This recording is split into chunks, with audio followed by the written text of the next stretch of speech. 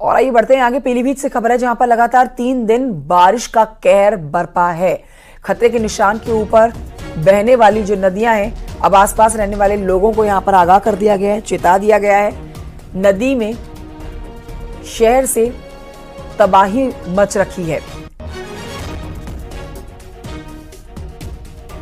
पीलीभीत से खबर जहां खतरे के निशान के ऊपर नदी बह रही है और देखिए आसपास के इलाके में जो पानी घुसा है, लोगों के घरों में ये पानी घुस के तबाही मचा रहा है। नगर पालिका क्षेत्र में आने वाले 27 वार्डों में से 13 से 14 वार्डों में बाढ़ का कहर इस समय देखने को मिल रहा है। लोगों के घरों में पानी घुस गया है। लोग अपने अपने घरों के अंदर छतों पर बैठ के ही किसी तरह से समय बिता रहे हैं। लेखराज चौराहा ऑफिसर्स कॉलोनी का बुरा हाल है। यहां पर कई अधिकारियों के घर में पानी घुस गया है। बिजली नहीं है, पानी घरों के अंदर घुसा हुआ है। खाने पीने की व्यवस्था कैसे हो पाएगी, ये बहुत मुश्किल है क्योंकि घर का सारा सामान जो है वो पूरी तरह से पानी में खराब हो गया है।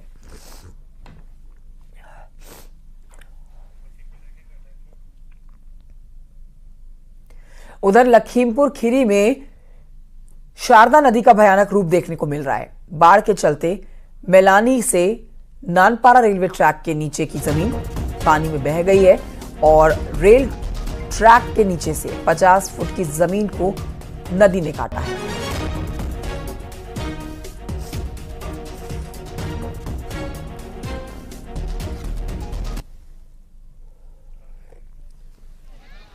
ये तस्वीरें आप देख रहे हैं, देखिए किस तरह से नुकसान पहुंच रहा है। ये रेल लाइन आप देख रहे हैं जिसके साथ में नदी बह रही है और ये नदी जो है लखीमपुर खीरी में रेल के ट्रैक को अपने साथ बहाती हुई ले जा रही है। इस समय यहां पर रेलगाड़ियों की आवाजाही पूरी तरह से प्रभावित हुई है। कई ट्रेनों को रद्द करना पड़ा है, कईयों के रूट डाइवर्ट करने पड़े हैं।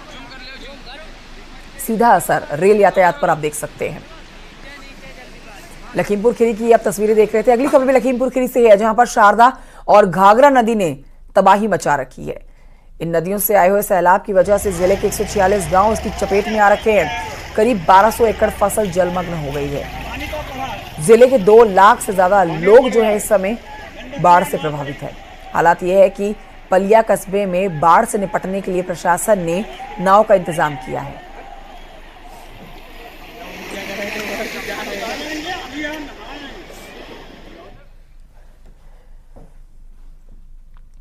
इन दिनों यूपी में बारिश की वजह से कई नदियां उफान पर हैं। आपके टीवी स्क्रीन पर अब हम कुछ तस्वीरें दिखाने जा रहे हैं। एक एक करके आप इन तस्वीरों को देख के समझ सकते हैं कि क्या हालात हैं इस समय संभल, बलरामपुर और कन्नौज में। संभल में नरोरा बैराज से 1,58,000 क्यूसेक पानी छोड़ा गया। गंगा नदी का पानी करीब 10 गुना बढ़ा है। बलरामपुर में आई बाढ़ से लोगों को परेशानियों का सामना करना पड़ा है। बाढ़ का पानी 200 से ज्यादा गाँवों को प्रभावित कर रहा है। कई गांवों के सड़क से संपर्क टूट चुके हैं। कन्नौज में गंग नहर कटान से तबाही मची हुई है। खेतों में घुसे पानी की वजह से सैकड़ों बीघा फसल नष्ट हो गई है। हाँ भाई बोलो।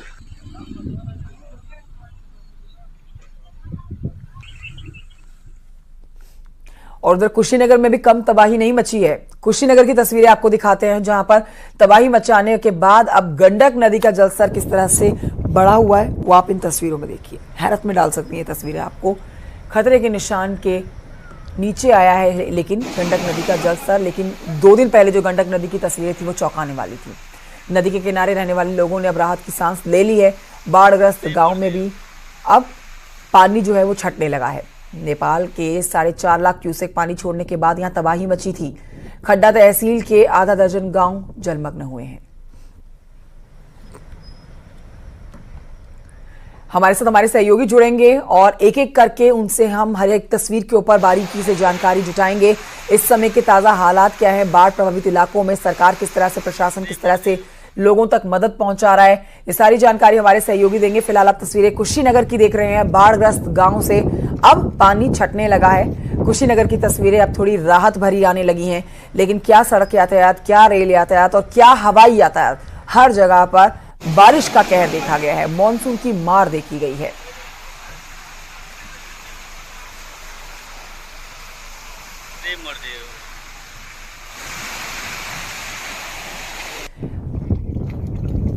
हमारे साथ बलरामपुर से सर्वेश सिंह इस समय मौजूद है, सिद्धार्थनगर से हमारे साथ शरद त्रिपाठी इस समय मौजूद हैं, पीलीभीत से हमारे साथ शैलेंद्र नेगी इस समय मौजूद है। आइए सबसे पहले चलते हैं सिद्धार्थनगर, जहां से शरद हमें और जानकारी देंगे। शरद, देखिए पूरे उत्तर प्रदेश की अगर हम बात करते हैं तो कई जिले ऐसे हैं जहां पर आज भी पानी लबालब भरा हुआ है, पानी छटा नहीं है। हालांकि कई जगह से तस्वीरें आने लगी हैं, जैसे अभी हम कुशीनगर की तस्वीरें दिखा रहे थे जहां पर गंडक नदी का पानी जो आया था अब वो छटने लगा है। लेकिन सिद्धार्थनगर में कैसे हालात है, आज का मौसम कैसा बना हुआ है और यहाँ पर लोगों को किस तरह से राहत पहुंचाई जा रही है, प्रशासन की तरफ से क्या पुख्ता कदम उठाए जा रहे हैं, विस्तृत जानकारी दीजिए शरद। जी, पहले सिद्धार्थनगर जिले में लगभग 45 डिग्री के करीब तापमान था और लोग गर्मी से बेहाल थे। वहीं लगातार 3 दिनों की बारिश में और जो पहाड़ों पर लगातार जो वर्षा हुई उसके साथ ही सिद्धार्थनगर जिले में जो बाढ़ है वो एक नई इबारत लिखने को तैयार हो चुका है। हालांकि सिद्धार्थनगर जिले में जो 8 नदियां और नाले बहते हैं, इनमें से अभी कोई भी नदी नाले खतरे के निशान से पार नहीं है, लेकिन कोई भी नदी खतरे के निशान से ज्यादा नीचे भी नहीं है। ऐसे में जो सिद्धार्थनगर का जो मुख्य इलाका है वो सभी लगभग जलमग्न होने की कगार पे पहुंच रहा है धीरे धीरे। यहाँ पर राप्ती, बूढ़ी राप्ती, बाणगंगा, तेलार और जो इस टाइप की जो नदियां और नाले हैं, घोगी है, ये सभी अपने उस चरम पर धीरे धीरे पहुंच रही है। और अगर नेपाल में फिर से जो बारिश हुई, अगर लगातार 3-4 दिन बारिश होगी तो फिर से इसी तरह से बाढ़ आ जाएंगे। और जो प्रशासन है वो हालांकि अलर्ट मोड पर दिख रहा है, लेकिन अभी तक बाकी जो चीजें हैं जैसे मूलभूत सुविधाएं हुई, आवागमन हुआ, जो सब्जियां महंगी हैं, वो सारी चीजें सिरे से एक साथ शुरू हो चुकी हैं। कुल मिलाकर ठीक है शरद, पीलीभीत चलेंगे जहां से परवेज हमें और जानकारी देंगे। इस समय हमारे साथ लाइव मौजूद है परवेज। बहुत बुरा हाल है, कई जिले ऐसे हैं जो लबालब पानी से भरे हुए हैं, जहां पर लोगों को पलायन करने के लिए मजबूर होना पड़ रहा है। पीलीभीत से क्या अपडेट है आज की? देखिए, मैं आपको बता दूं कि पीलीभीत में एनडीआरएफ, एसडीआरएफ, एसएसबी, पीएससी की फ्लड यूनिट के साथ साथ एयरफोर्स की यूनिट मंगा ली गई, यानी कि चॉपर भी आ गए हैं और यहाँ के लोगों का लगातार रेस्क्यू कर रहे हैं। अभी तक जो हमारे पास सूचना है उसमें 1450 लोगों का रेस्क्यू किया जा चुका है, 2 लोगों की मौत हो चुकी है। हालात यह है कि नगर पालिका क्षेत्र में 27 वार्ड आते हैं, जिसमें 15 से 16 वार्डों में अब पानी भर चुका है, यानी कि 15-16 वार्डों के रहने वाले लोग अब बाढ़ को झेल रहे हैं। मैं आपको बता दूं, मैं इस टाइम खुद आवास विकास जैसी वीआईपी कॉलोनी में खड़ा हूं और हमारे पीछे देख सकते हैं कि यहाँ पर पानी ही पानी दिख रहा होगा, यानी कि पूरे क्षेत्र में पानी है, आधा शहर पानी से डूब चुका है। इससे बदतर हालात ये जो ऑफिसर्स कॉलोनी, वहाँ पर ऑफिसर्स लोग अपने घरों को छोड़ चुके हैं और होटलों में शरण ले रखी है उन्होंने। खास करके ये भी बता दें कि पीलीभीत से ट्रेन का रूट या बस का रूट ये बंद है। कोई भी आदमी शहर या जिला छोड़ के शायद वह बाहर नहीं जा पाए। ये हालात हैं पीलीभीत जिले के इस टाइम।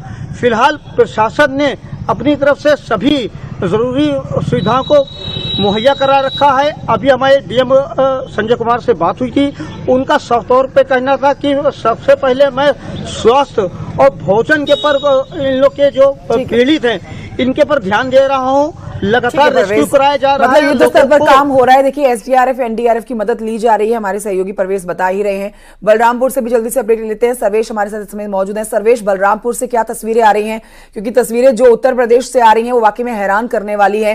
क्या गांव कस्बे और क्या रिहायशी इलाके, क्या पॉश कॉलोनियां, हर तरफ हम देख रहे हैं कि रास्ते जलमग्न हो रखे हैं। सड़क यातायात, रेल यातायात, हवाई यातायात, हर तरफ सिर्फ पानी ही पानी नजर आ रहा है। बलरामपुर से क्या अपडेट आ रहे हैं, क्या कुछ राहत की खबर यहां से है? पानी का स्तर नीचे हुआ है?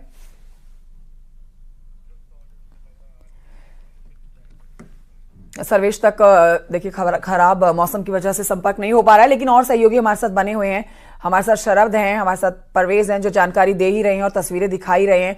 लेकिन इस समय एनडीआरएफ और एसडीआरएफ ने मोर्चा संभाल लिया है। जो लोग इस समय पानी में फंसे हुए हैं दूर दराज इलाकों में, उनको सुरक्षित स्थान पर पहुंचाने की जिम्मेदारी एनडीआरएफ, एसडीआरएफ ने उठा ली है। एक बार फिर से हमने संपर्क साधने की कोशिश की है बलरामपुर से सर्वेश सिंह से। सर्वेश, मेरी आवाज आ रही है आपको? जी बिल्कुल, आवाज आ रही है जी। सर्वेश, बलरामपुर के अपडेट हमारे दर्शकों को दीजिए, इस समय क्या हालात है, क्योंकि आप जहां खड़े हैं आपके पीछे जहां तक नजर जा रही है वहां सिर्फ पानी नजर आ रहा है। आज की अपडेट दे दीजिए। देखिए, बलरामपुर की स्थिति लगातार बिगड़ती जा रही है, बाढ़ की स्थिति भयावह होती जा रही है और राप्ती नदी का जल स्तर लगातार बढ़ रहा है। इस समय खतरे के निशान से लगभग 58 सेंटीमीटर ऊपर चल रहा है और ये जल स्तर लगातार बढ़ रहा है। और जैसे जैसे जल स्तर बढ़ रहा है वैसे वैसे बलरामपुर में जो विभीषिका है वो गांव में फैलती जा रही है। लगभग 300 गांव इस समय बाढ़ के पानी से घिरे हुए हैं, कई गांव जलमग्न हो गए हैं और स्थिति अब यहाँ तक पहुंच गई है कि शहर के अंदर भी पानी आने लगा है। राप्ती नदी पर बना एक तटबंध जो दूसा और ब्यूरो को जोड़ता था, वो तटबंध कट जाने से रात में जो राप्ती नदी का जल है, वो बाढ़ का पानी है, वो शहर के अंदर घुस रहा है। इससे और ज्यादा भयावहता बढ़ती जा रही है, क्योंकि 2022 में जिस तरह की बाढ़ आई थी उसको लेकर के लोग आशंकित हैं और यही डर से जी रहे हैं कि अगर वही स्थिति वापस आती है और जैसे कि अभी जलस्तर बढ़ रहा है। बहुत शुक्रिया आपका सर्वेश, आप सभी सहयोगियों का बहुत शुक्रिया जानकारी हमारे दर्शकों तक पहुंचाने के लिए। एक छोटे से ब्रेक के लिए यहाँ रुक रहे हैं, जल्द लौटेंगे।